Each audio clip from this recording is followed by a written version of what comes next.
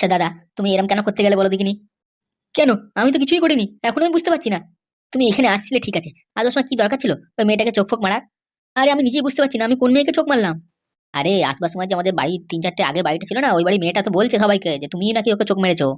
আরে না না না, আমার তো কিছু বুঝতেই পারছি না, আমাকে কি করে বললো? দেখলো কোথায় আমাকে? ওই জন্যই তো তোমাকে খুঁজে বেড়াচ্ছে, বুঝতে পারছো না তুমি? সত্যি আমি নিজেই বুঝতে পারলাম না আমি কোন মেয়েকে এখন চোখ মারলাম, কি কি করলাম। আসলে সবাই আমাকে খুঁজে বেড়াচ্ছে। হ্যাঁ সত্যি তো। আরো সবাইকে জিজ্ঞেস করছে, মাথার চুল সাদা, লাল জুতো পরা, লাল গায়ে জামা, এগুলো বলা মানেটা কি? তারা নিশ্চয়ই তোকে দেখেছে। আমরা তো ভাবছিলাম প্রথমে অন্য কারো কথা বলছে, তো পরে ভাবলাম যে ও তো ঠিকই বলেছে। মাথায় তো আমাদের কারো এখানে সাদা চুল নেই না গ্রামেতে, সবাই তো এমনি কালো চুল। আমাদের তো যেন মাথায় চুলই নেই। আর ওইসব লোকজন খুব ডেঞ্জারাস লোকজন, বুঝতে পারলে তো? একবার যদি হাতে পেয়েছে তোমাকে, তোমার মেরে তোমার মাথায় যে সাদা চুলগুলো আছে ওগুলো তুলে নেবে। এবার আমি কি করব? আমি তো কিছুই জানি না। আমি তোর সাথে আছি, আমাকে কিছু করবে না তো? আমি তো আমরা তো কিছুই জানি না। দেখো, আমাদের তো নেদন ভাই তাই এই জিনিসটাকে হ্যান্ডেল করে নিয়েছে। কিন্তু এখন যদি তোমরা এখান থেকে তাড়াতাড়ি না যাও না, ওরা যদি জানতে পারে তোমরা এখানে আছো, তাহলে কিন্তু এখানে এসে তোমাদের পিটাবে। আরে বলছি তো, আমরা এখান থেকে চলে যাচ্ছি, কিন্তু কি করবো? এই ট্রেনটাও তো গাড়িটাও তো আসছে না। সত্যি করে বলো তো, তুমি এখানে কি করতে এসছো? হ্যাঁ, মেয়ে ছেলেদের পেছনে লাগতে এসছো? না না না না, আমি কেন মেয়ে ছেলেদের পেছনে লাগতে আসবো? আরে আমি তো আমার জিএফ এর সাথে গার্লফ্রেন্ডের সাথে এসেছিলাম। হ্যাঁ, গার্লফ্রেন্ডের সাথে এসে অন্য মেয়েকে চোখ মারা হচ্ছে নাকি? আরে না না, চোখ ফোক মারিনি, বললাম তো। আমি শুধু জাস্ট তাকিয়েছি তাই একটুখানি, ব্যাস, আর কিছু করিনি এর থেকে। ওই জন্যই তো কেসটা হয়েছে। ও চোখের দিকে তাকিয়েছে বলেই তো ও ভেবেছে চোখ মেরেছে। বিপদ দেখার এমনি এমনি হয়েছে। এবার আমি কি করবো? একটা গাড়ি টাকি ডাকো না। আমি গাড়ি ডাকতে যাবো? মাথা খারাপ নাকি? দেখো, তোমরা কিন্তু এমনিতেই সর্বনাশ করে বসে আছো। তোমরা আর এখানে বেশি দিন দাঁড়িয়ে থেকো না, বুঝতে পেরেছো? তাড়াতাড়ি করে এখান থেকে পায়ে হেঁটে দৌড় দাও। একবার যদি ওদের চোখে পড়ে গেছো না, তাহলে ভেবে নাও তোমার সাথে কি হবে। আমাকে মারবে নাকি ওরা? তবে না তো কি, ওদের বাড়ি মেয়ে ছেলেরা কি তোমাকে ছেড়ে দেবে নাকি? হ্যাঁ, তোমাকে মেরে একদম কটকটি বাজিয়ে দেবে একদম। কিন্তু ভাই, আমরা তো ট্রেনে এসেছি, ট্রেনটা আসবে তবে তো যাবো, পায়ে হেঁটে কি করে যাবো? সব জানি না, যদি মরবার ইচ্ছে থাকে তাহলে এখানে দাঁড়িয়ে থাকো, আর যদি প্রাণে বাঁচতে চাও তাহলে পালাও এখান থেকে। দেখো ভাই আমার, তুমি তাড়াতাড়ি করে এখান থেকে পায়ে হেঁটে দৌড় দাও, বুঝতে পেরেছো?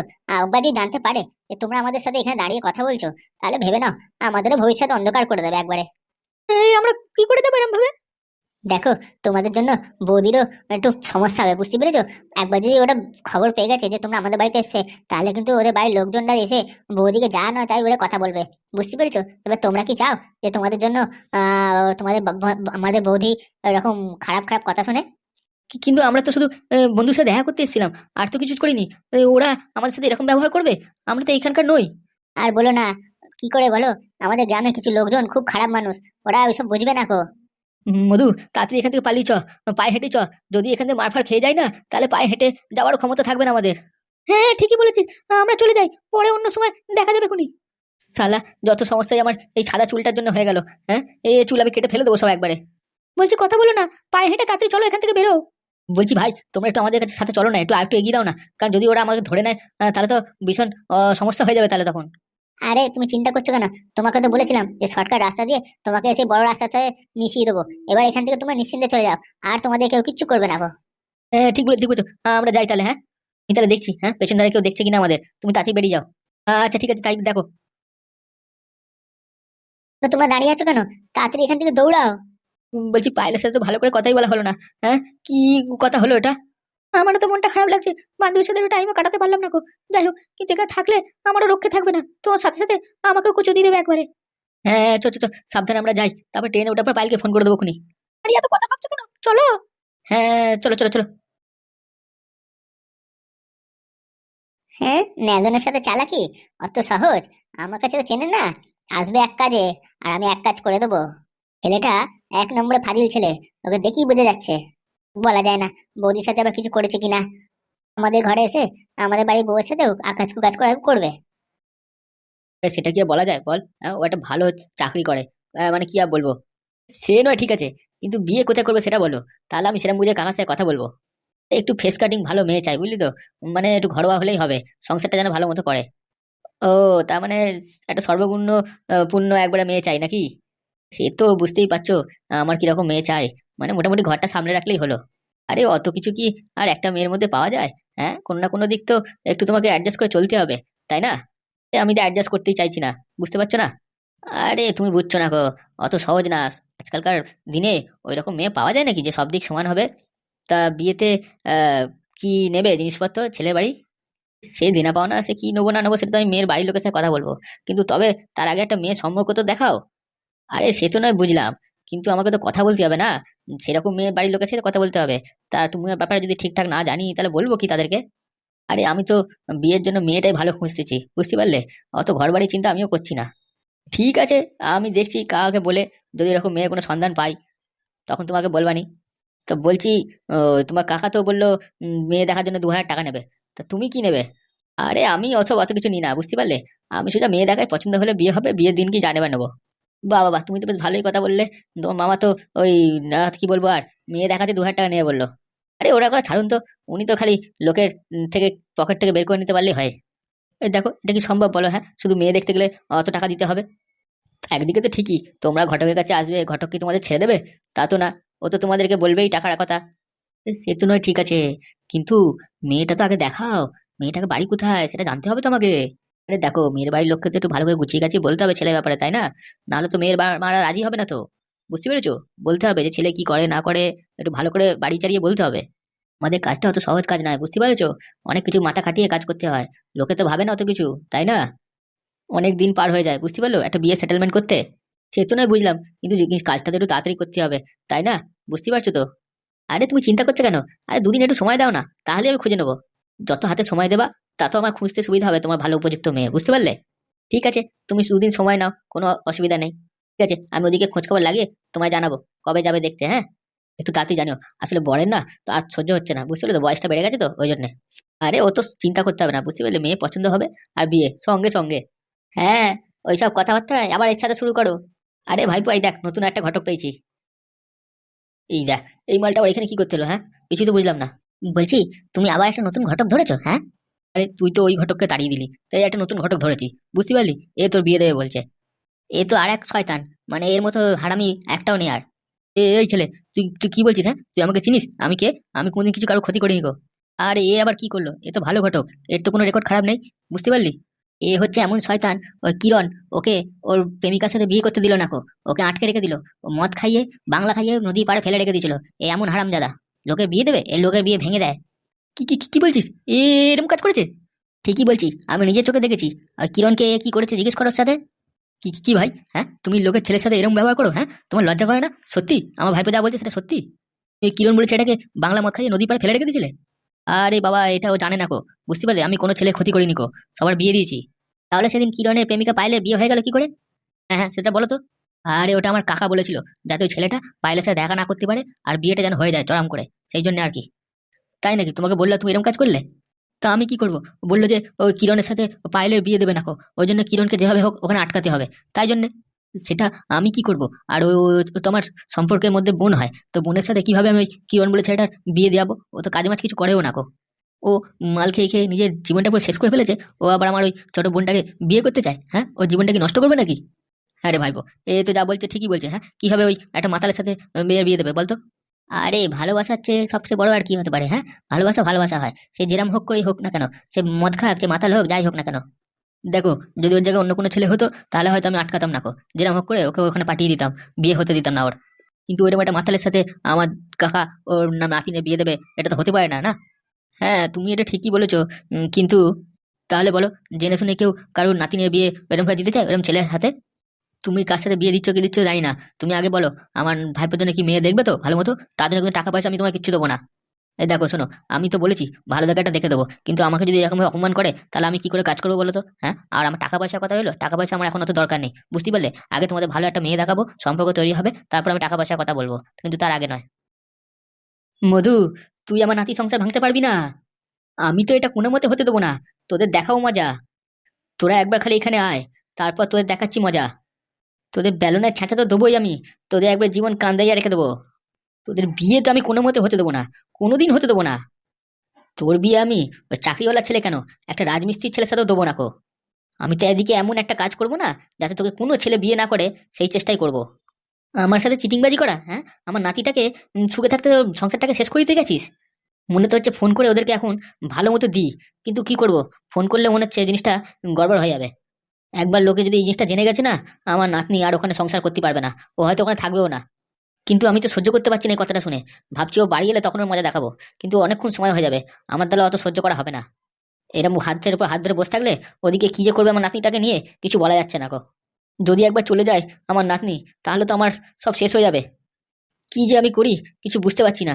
কোথায় যাব, কাকে বলবো কথাটা? আমার এমনিতে শরীরটা খারাপ, প্রেশার যদি একবার বেড়ে গেছে না, তখন আর আমাকে সামলায় কে? কি করবো রে, কি করবো? পায়েলকে ভাবছি ফোন করব, কিন্তু ওকে ফোন করলেও তো হবে না। ও মনে হয় এখন ফোন ধরবে না গো। কিছুতেই শান্তি পাচ্ছি না, কি করা যায় কিছুই বুঝতে পারছি না। কিন্তু ওদের ভেতরে ভেতরে যদি কিছু মতলব এঁটে থাকে, তাহলে তো মুশকিল হয়ে যাবে। ওই ছেলেটা হারামজাদাটা তো শুনবে না কথা। আমি তো কাউকে মুখ দেখানোর লায়ক থাকবো না গো। হ্যাঁ, কাউকে মুখ দেখাতে পারবো না গো সমাজে। আমার উপর লোকে যদি ছিটিছি করে, সেটা আমি সহ্য করবো কি করে রে? ওই যন্ত্রণা আমি সহ্য করবো কি করে? আমি তো লোকের বিয়ে দিই, হ্যাঁ, লোকের সংসার আমি তৈরি করি। আর আমি যদি নিজের নাতনির সংসার না বাঁচাতে পারি, তাহলে লোকে আমাকে কি যে বলবে তার নেই ঠিক। কি করবো রে, কি করবো কিছু চিন্তা ভাবনা করতে পারছি না। মাথা তো কাজই করছে না আমার। আর পায়েল নাতনিটা আমার ফোনও তো ধরছে না। ফোন করলেই তো ওরা বুঝতে পেরে যাবে। তাহলে দাদু আমাকে এরকম ফোন করে কেন বলছে বারবার? তাহলে তো মুশকিল হয়ে যাবে। আমি আর কিছু করতে পারবো না। এক কাজ করা যাক, আমি বরঞ্চ ওদের বাড়ি চলে যাই। তারপর গিয়ে দেখি, ওদের যদি ধরতে পারি তখন ওদের মজা দেখাবো।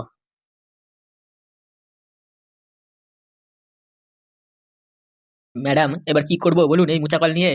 আমি তো ভেবেছিলাম এই মুচাকলটা তুমি ঠিক করে নিয়ে আসবে। আমি কি করব? আমি তো ভেবেছিলাম যে ওরা ঠিক করে দেবে, কিন্তু ওরা ঠিক করে দিল না, এই খারাপটাই আমাকে ফেরত দিল। তুমি তো মুখ পড়া একখানা, ওটা দিলা তুমি নিয়ে চলে এলে। কোনো জোর খাটাল না যে জিনিসটা ঠিক করে দিতে হবে। ওরা তো বললো যে ওটা করে ঠিক করতে পারবে না, টিভির দোকানে তো মোবাইলের দোকানে ঠিক করাতে হবে। এখন আমি টিভির দোকান মোবাইল দোকানে কোথায় পাবো বলুন তো? তোমার কি মনে হয় ওই টিভির দোকান লোকেরা ঠিক করতে পারবে এটা? এই একবার গিয়ে দেখি না, চলুন না, যদি ওরা পেয়ে যায় জিনিসটা ঠিক করতে। আরে মুখ পোড়া, তুই মাথায় বুঝবু, মাথায় কি ভরা আছে রে?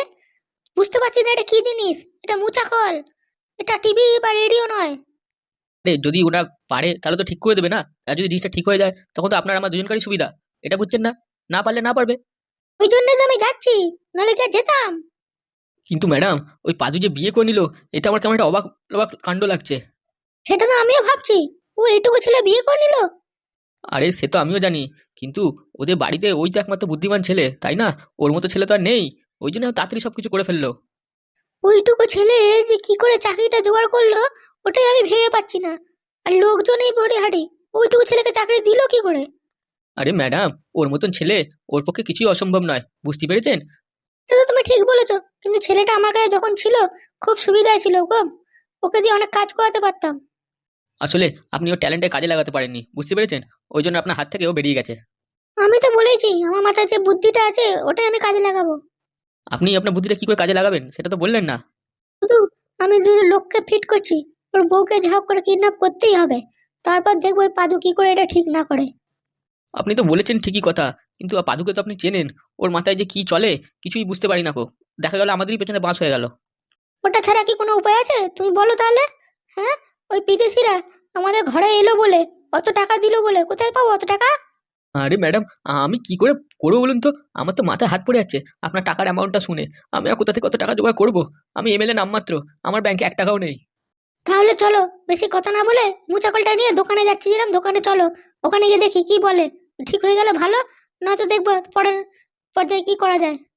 বলছি ম্যাডাম, দেখবেন, আমি কিন্তু পুলিশের সাথে ভালো মতো আগে থেকে সব জানিয়ে রাখবো, বুঝতে পেরেছেন তো? যাতে পুলিশ পুলিশ এই ব্যাপারে না আসে। আরে তুমি ওসব চিন্তা করো না, পুলিশের লোক আমার হাতে আছে, বুঝতে পারলে? তুমি শুধু সঙ্গে থাকবে তাহলেই হবে। তোমার থেকে না তোমার বউটা বেশি চালাক। তোমার বউয়ের সাথে যদি আমি মেলামেশা করতাম না, ভালো হতো। ওকে দিয়ে বুদ্ধি দিলে অনেক কাজ হতো। ম্যাডাম, আমি বলেছি যে আপনি যেরাম হোক করে ওই কটকটিকে কিন্তু খুঁজে দিন। আমার বউ কিন্তু ওকে নিজে হাতে মারতে চায়। ওকে তো আমি বলেছি নিজে হাতে তোমাদের কাছে হাতে তুলে দেবো ধরে এনে। ও শালাকে আমি ছাড়বো না। আমি নিজের ছেলের থেকে, ছেলে বউয়ের থেকে ওকে বেশি বিশ্বাস করেছিলাম। আর ও যাওয়ার সময় আমার সব শেষ করে দিয়ে চলে গেল। হ্যাঁ, ওকে আমি ছাড়বো? কোনো মতে ছাড়বো না কো। শালা রান্নাঘর থেকে সব টাকা ওরকম ঝুট করে চুরি করে নিয়ে পালালো। ওকে তো আমি দেখে নেবো। তাহলে বুঝতে পারছো আমার ভেতরে কি হচ্ছে? আমি তো নিজে হাতে টাকা দিয়েছি ওকে। তোমাদের তো ঘর থেকে চুরি করে নিয়ে গেছে, আর আমার টাকা আমি নিজে হাতে ওর হাতে তুলে দিয়েছি। আমাকে আমারই ঘরেতে মিষ্টি খাইয়ে অজ্ঞান করে দিল, আর আমার টাকা নিয়ে চলে গেল। বুঝতে পারছো? আমার টাকাগুলো কোথায় গেল কিছুই আমি হিসাব পেলাম না কো। ওই কটকটি টাকা নিয়ে সব মনে উড়িয়ে দিল এতক্ষণে। আরে ম্যাডাম, আপনি তো আপনাকে বললাম যে আপনি একটু লোক লাগিয়ে খোঁজ খবর নিন। ও অত টাকা নিশ্চয়ই নিজে ঘরে রাখবে না, বুঝতে পেরেছেন? ব্যাংক নয়তো পোস্ট অফিসে রাখবেন। সেটা তো তুমি বললে, আমি দেখছি লোকজন লাগাচ্ছি। একবার খোঁজ পাই তারপর দেখবো।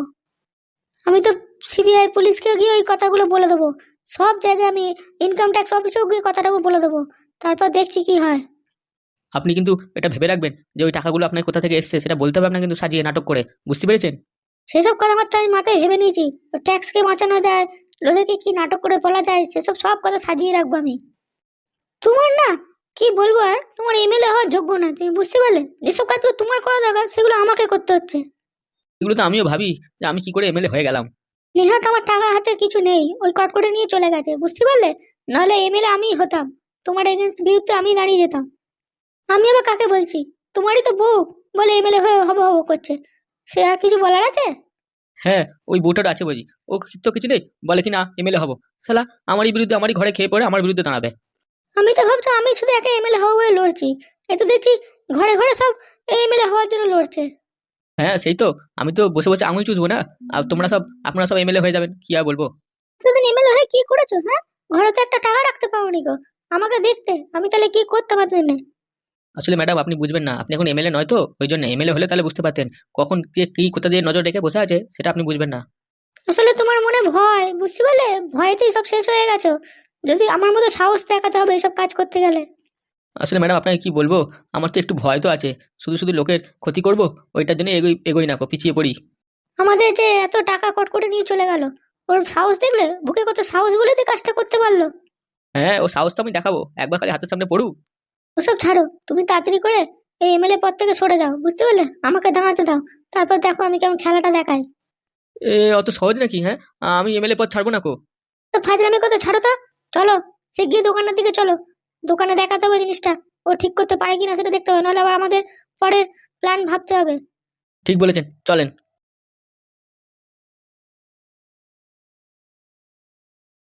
হ্যাঁ রে পাদু, আমি শুনলাম নাকি ওখানে খুব ভালো ঘরদোর আছে, তুই বৌমাকে নিয়ে যেতে চাস? হ্যাঁ, আমি তো ভেবেছিলাম 2 দিন পর আসবো। তা ফুটো কাকা বলে তুই দেরি করিস না, তুই আজকেই চলে যা, বউকে নিয়ে ওখানে খুব থাকার ব্যবস্থা ভালো। আমি ভাবছিলাম এই নতুন নতুন বিয়ে হয়েছে, বৌমাকে এখনই সঙ্গে সঙ্গে নিয়ে চলে যাবি, 2 দিন এখানে থাকতে পারতো। তো বলেছিলাম যে আমার এখন টাকা পয়সা একটু সমস্যা আছে, এখন নিয়ে যেতে পারবো না গো। তো ফুটো কাকা বললো তুই দেরি করিস না, তোকে যখন নিয়ে আসতে হবে তো নিয়েই চলে আয়। আচ্ছা, আসা যাওয়ার টিকিট তো তো খরচা হয়ে গেল অনেক। হ্যাঁ, ওই ফুটো কাকা জানি না কোথা থেকে জোগাড় করে দিল, বললো যে তুই যা। আমাকে তো একবারে পাইলের টিকিটও করে দিয়েছে, আসা যাওয়ার দুটোই করে দিয়েছে, ঝামেলা নেই আর কোনো। ঠিক আছে, তোরা যখন ঠিক করে নিয়েছিস তাহলে যা, শুধু শুধু আমি টেনশন করবো না, তোরা টেনশন করতে হবে না। তুই যা, নিয়ে যা বৌমাকে, ওখানে নিয়ে গিয়ে ভালোভাবে থাক। আচ্ছা বাবা, কয় পায়েলকে ডাকো। বৌমা, কোথায় গেলে বৌমা? হ্যাঁ, এই তো আমি আসছি। ওমা, তুমি কখন এলে? বাবা বললে না তো একবার ফোন করে তুমি আসছো? আর বলো না, ওই থাকার জন্য ঘর ফর সব ঠিকঠাক হয়ে গেছে, বুঝতে পারলে? তুমি চলো, আমাদের আজকে বেরোতে হবে। মামা মানে আজকে বেরোতে হবে মানে? এই বাবা, আমার তো কিছু গোছগাছি করা হয়নি। আরে তোমার গোছগাছের দরকার নেই, তুমি যেটুকু নেবার নিয়ে নাও, তারপর ওখানে তোমার জন্য সব আমি আলাদা করে কিনে দেবো খুনি। কিন্তু আমি আমার দাদুকে এখনো কিছু জানাইনি, দাদু তো আমাকে দেখতে চাইবে। দাদু যদি জানে একবার আমি না বলে চলে গেছি তাহলে কতটা রাগ করবে। আরে যাওয়ার সময় দাদুর সাথে দেখা করে চলে যাবো খুনি, বুঝতে পেরেছো? অসুবিধা নেই কো, চলো। হ্যাঁ বৌমা, যাও যাও যাও, ওখানে ভালো ঘর, ভালো ক্যান্টিন, খাওয়া দাওয়া সব ব্যবস্থা করে রেখেছে আমাদের পাদু, বুঝতে পারলে? না, আমি যাবো না তোমার সাথে। কেন পায়েল, আমি তো তোমাকে নিবার জন্য এসেছি, চলো আমাদের সাথে।